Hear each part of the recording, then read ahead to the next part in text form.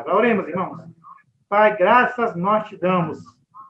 Mais uma vez, o Senhor nos dá a oportunidade de te louvarmos, de bendizermos o teu nome, Senhor. Seja agora, neste momento, com o pastor Santarelli, que vai fazer a exposição da tua palavra aqui para os teus servos, para o teu povo, Senhor. Abre nossos corações, nossa mente, nosso entendimento, Pai, para que sejamos edificados com a tua palavra. E obrigado, Senhor, por este ponto de pregação da linha 11. Obrigado pela família do nosso irmão João, que abriu de coração o seu lar, Pai, para que ali o teu nome fosse exaltado, para que ali o teu nome fosse glorificado e a tua palavra, Pai amado, fosse conhecida aos seus vizinhos. Obrigado, Senhor, por essa família. Continua derramando tuas mais ricas bênçãos na vida do nosso irmão João. Em nome de Jesus que nós oramos. Amém. Pastor Santarelli, está com a palavra, por favor. Amados irmãos, quero convidá-los então para que abramos a palavra do Senhor em Atos dos Apóstolos, capítulo 4. Nós faremos a leitura do versículo 23 ao versículo de número 31. Atos dos Apóstolos, capítulo 4, do versículo 23 ao versículo de número 31. A palavra do Senhor assim nos diz: uma vez soltos, procuraram os irmãos e lhe contaram quantas coisas lhe haviam dito os principais sacerdotes e os anciãos. Versículo 24. Ouvindo isto, unânimes levantaram a voz a Deus e disseram: Tu, soberano Senhor, que fizeste o céu, a terra, o mar e tudo o que neles há, que disseste por intermédio do Espírito Santo por boca de Davi, o nosso pai, teu servo. Por que se enfureceram os gentios e os povos imaginaram coisas vãs? Levantaram-se os reis da terra e as autoridades ajuntaram-se a uma contra o Senhor e contra o seu ungido. Porque verdadeiramente se ajuntaram nesta cidade contra o teu santo servo Jesus, o qual ungiste, Herodes e Pôncio Pilatos, com os gentios e gente de Israel. Versículo 28. Para fazerem tudo o que a tua mão e o teu propósito predeterminaram. Versículo 29. Agora, Senhor, olha para as suas ameaças e concede aos teus servos que anunciem com toda a intrepidez a tua palavra, enquanto estendes a mão para fazer curas, sinais e prodígios por intermédio do nome do teu santo servo Jesus. Tendo eles orado, tremeu o lugar onde estavam reunidos. Todos ficaram cheios do Espírito Santo e com intrepidez anunciavam a palavra de Deus. Meus amados irmãos, é importante nós destacarmos nessa noite que a igreja, ela sempre passou por lutas e por dificuldades. Nós estamos vivendo um tempo difícil, um momento de crise.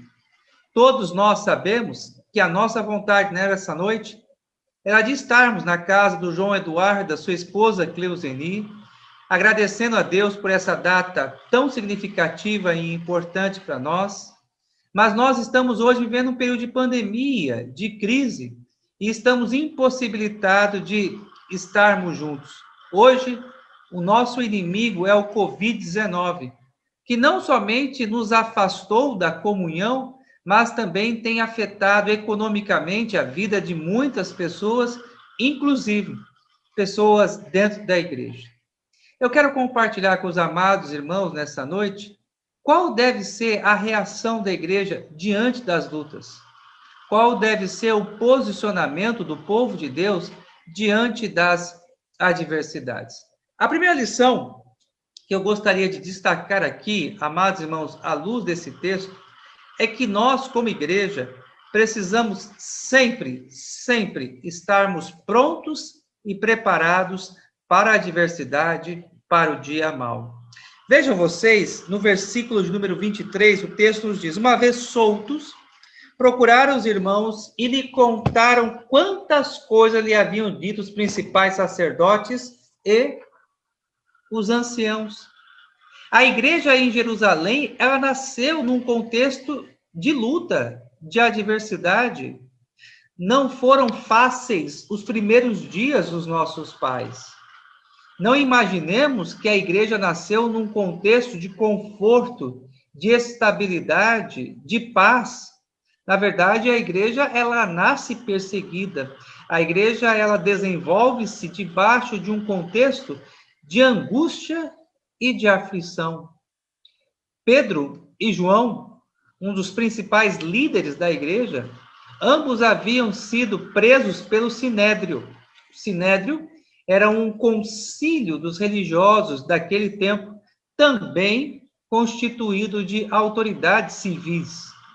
E este Sinédrio, a autoridade máxima civil entre os judeus, havia ordenado a Pedro e Paulo que eles não mais pregassem acerca de Jesus. Eles estavam proibidos de anunciar o evangelho. Mas com intrepidez e ousadia, eles se colocaram diante do Sinédrio e depois de uma forte reprimenda, o Sinédrio resolveu soltar Pedro e João. Ambos, depois desse confronto com o Sinédrio, se dirigem a esta casa onde os irmãos ali estavam e eles então relatam tudo aquilo que eles haviam passado no Sinédrio. Amados irmãos, nós como igreja precisamos entender que nós não estamos mais no jardim do Éden, estamos no deserto.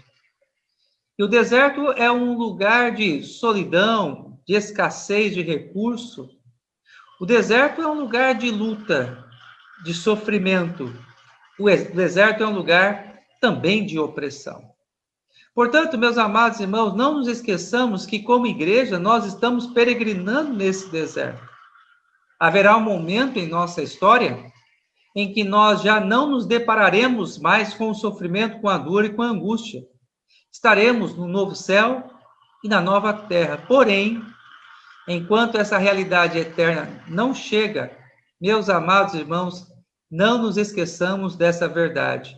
Eu e você estamos no deserto e precisamos nos preparar para as lutas e dificuldades. A segunda lição que nós aprendemos aqui, amados irmãos, desse texto, é que a igreja, ela enfrenta as suas adversidades por meio da oração. A igreja enfrenta as suas lutas, os seus problemas com a oração. Vejam vocês o versículo de número 24. Ouvindo isto, ou seja, o relato de Pedro e João, unânimes, ou seja, todos que estavam ali, levantaram a voz a Deus e disseram: Tu, soberano Senhor, que fizeste o céu, a terra, o mar e tudo o que neles há. Diante da adversidade, diante do problema, chama a sua atenção para os seguintes fatos. Primeiro, eles não se rebelaram, eles não procuraram aqui criar uma situação de tumulto. Segundo aspecto que me chama a atenção, eles não murmuraram, eles não reclamaram. Terceiro lugar, eles não procuraram aqui com a sua própria força, mediante as suas próprias estratégias, reagirem diante da ameaça que eles estavam sofrendo. Não se rebelaram, não murmuraram e nem confiaram nas suas próprias forças. Antes, o texto nos mostra que eles ali, em um só coração, se colocaram diante de Deus em oração, clamaram aos céus, buscaram ao Senhor, pediram a Deus que de fato olhasse para as ameaças que eles estavam passando. Aqui eu e você aprendemos uma lição muito importante. Ao invés de nós nos rebelarmos, murmurarmos ou procurarmos vencermos as adversidades e lutas pelas nossas próprias forças, nós devemos antes dobrar os nossos joelhos, colocarmos a nossa boca no pó e clamarmos ao Deus Altíssimo. A oração é um meio de graça. Por meio da oração, Deus abençoa o seu povo, Deus atende o clamor do necessitado, Deus muda a sorte do aflito. Eu e você precisamos aprender nessa noite que a oração também traz conforto, traz paz ao coração angustiado, é o derramar do bálsamo de Deus sobre a nossa alma. A oração é um meio de graça. A oração traz conforto e consolo ao nosso coração. Por isso, meus queridos, diante das lutas, das adversidades, e talvez você que está me ouvindo essa noite esteja passando por um momento difícil, momento de angústia, de luta, de problemas de relacionamento, dobre o teu joelho, clame aos céus, ore ao Senhor, busque ao Senhor com fé, sabendo que Deus, ele ouve o clamor do seu povo. A terceira lição, meus amados irmãos, que nós aprendemos nessa noite, é que diante das adversidades, eu e você precisamos, meus amados irmãos, confiarmos na palavra de Deus, confiarmos nas promessas do Senhor. Eu chamo a sua atenção para o versículo de número 25, quando os nossos irmãos que ali estavam, eles trazem à memória a promessa que estava contida no Salmo de número 2. A palavra do Senhor no versículo 25 assim diz: que disseste por intermédio do Espírito Santo, por boca de Davi, nosso pai, teu servo, por que se enfureceram os gentios e os povos imaginaram coisas vãs? Eles trazem à memória ali naquele momento o Salmo de número 2, versículos de 1 a 3. E eles entendem que ali aquela promessa ou aquela profecia feita por Davi era uma referência ao sofrimento, à angústia e à oposição que Cristo e os seus discípulos, os seus seguidores, enfrentariam como igreja. Eles confiam na palavra de Deus. Eles buscam entendimento na palavra do Senhor para que eles pudessem ali compreender a razão da luta, compreender a razão do sofrimento. Precisamos crer que na Bíblia nós encontramos todas as respostas. Tudo aquilo que é necessário para a nossa vida, eu e você encontramos na palavra de Deus. A direção, o rumo, como tomarmos uma decisão certa diante da crise e da adversidade, quando nós submetemos o nosso coração e inclinamos o nosso ouvido para a palavra de Deus, nós encontramos respostas para a nossa aflição. Confie na Bíblia. Confie na palavra de Deus. Se você está passando por momentos difíceis, de lutas, dificuldades, lembre-se dos nossos irmãos ali em Jerusalém. Diante da perseguição, diante da opressão, o que eles fizeram? Eles buscaram ao Senhor, eles clamaram ao Senhor, eles oraram pedindo a Deus que mudasse aquela situação. Em quarto lugar, meus amados irmãos, diante das lutas e das dificuldades que nós enfrentamos, os nossos irmãos nos ensinam também a confiarmos na providência divina. Devemos confiar na providência divina. Eu fundamento este meu argumento, versículos 27 e 28, por favor, acompanhe na sua Bíblia. A palavra do Senhor assim nos diz: porque verdadeiramente se ajuntaram nesta cidade contra o teu santo servo Jesus, o qual ungiste Herodes e Pôncio Pilato, com os gentios e gente de Israel, para fazerem tudo o que a tua mão e o teu propósito pré-determinaram. Olha aqui, amados irmãos, que interessante esta afirmação feita na oração pelos nossos irmãos ali no passado. Eles entendiam que, na verdade, Herodes e Pôncio Pilatos estavam cumprindo um propósito divino. Que eles não tiraram a vida do nosso Redentor sem que Deus houvesse permitido que isso viesse a acontecer. Eles não agiram fora do propósito do Altíssimo. Eles não fizeram nada à revelia daquele que está assentado no alto e sublime trono. Eles estavam ali demonstrando a sua fé, a sua confiança na providência divina. E na história do povo de Deus, meus amados irmãos, nós podemos observar que em vários momentos, o Deus Altíssimo, nosso Senhor, ele usa até mesmo os ímpios, até mesmo os gentios, para cumprirem os seus propósitos eternos. Assim também foi com Israel, quando depois do período de 70 anos de cativeiro, aprouve o Senhor libertar o seu povo. E como Deus libertou Israel do cativeiro? Em Isaías, capítulo 45, versículo 1. Isaías 45, versículo 1, a palavra do Senhor assim nos diz: Assim diz o Senhor ao seu ungido Ciro. Ciro era o rei da Pérsia, a quem toma pela mão direita para abater as nações, no caso foi o que ele fez com a Babilônia, ante a sua face, e para descingir os lombos dos reis, e para abrir diante dele as portas que não se fecharão. Deus chama Ciro, um rei ímpio, um rei pagão, do meu servo. Foi ungido pelo Senhor para cumprir um propósito divino de libertar Israel do cativeiro. Todas as coisas acontecem debaixo da vontade de Deus decretiva. Vontade esta imutável. Vontade esta que não pode ser alterada pela força do homem. Nós precisamos entender, meus amados irmãos, que esta pandemia, ela está nas mãos de Deus. Deus tem o controle sobre todas as coisas. Nós cremos pela fé que haverá um momento em que essa pandemia, ela há de cessar. Mas não vai cessar essa pandemia no tempo em que eu vou determinar, ou no tempo em qualquer presidente ou organização mundial há de determinar. Ela somente terá fim quando Deus Altíssimo assim quiser.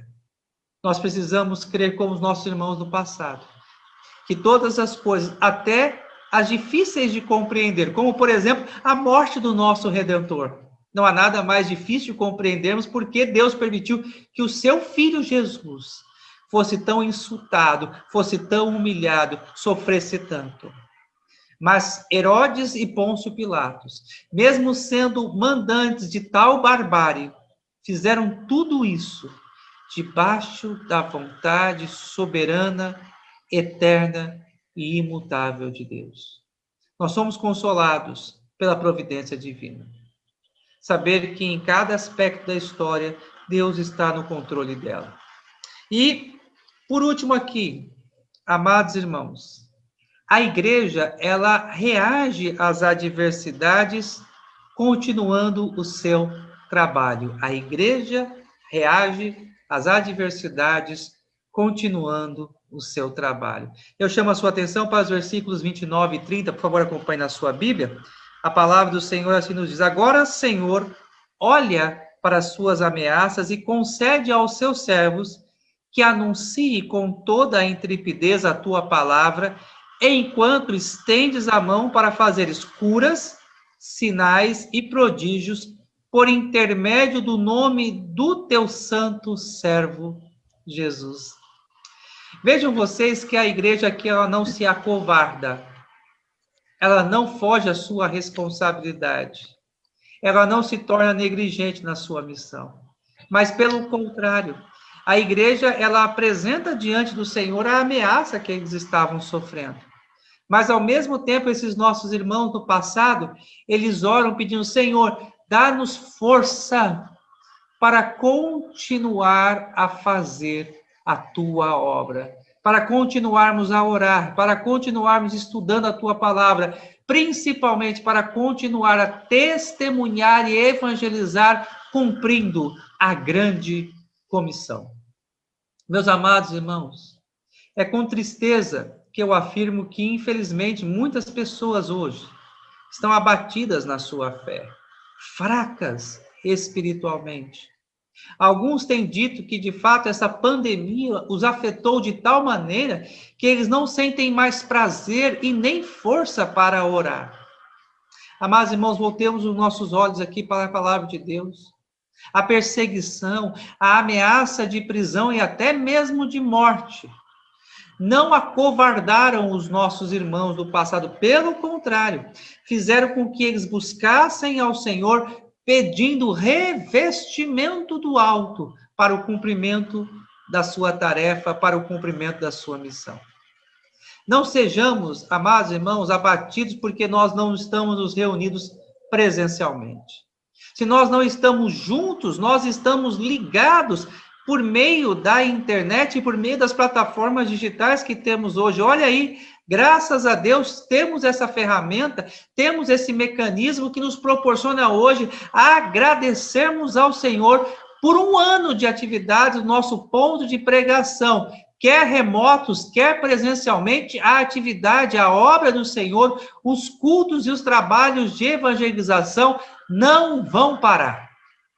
Que Deus nos fortaleça, que Deus nos sustente, que Deus nos encoraje para que nós continuemos a fazer a sua obra diante de perseguição, diante de angústia, diante de calúnia, difamação, de qualquer outra dificuldade, que permaneçamos firmes com o objetivo de fazermos a obra que Deus nos comissionou.